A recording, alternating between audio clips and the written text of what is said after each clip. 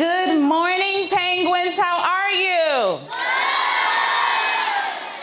My name is Councilmember Laurie-Anne Sayles. It was so great to be here at William Tyler Page Elementary School with two of our fantastic partners in the county, Montgomery County Alumni Chapter, Delta Sigma Theta Sorority Incorporated, and also the Black Physicians Health Network, all in an effort to champion literature. This is such an innovative idea to make it more exciting for our students to read by creating a vending machine and a coin system for good behavior to reward our students, not with sweets, but with reading. And you know what else is special about this event?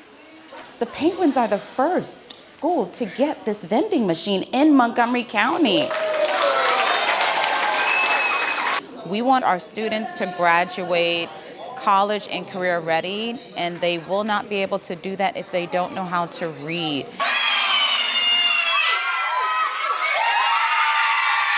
I was called upon to cut the ribbon at this new investment in our community, and we wouldn't be able to do this without our incredible partners. So I'm excited to encourage reading, and I'm excited that Page Penguins will have access to more books that they can enjoy throughout the year.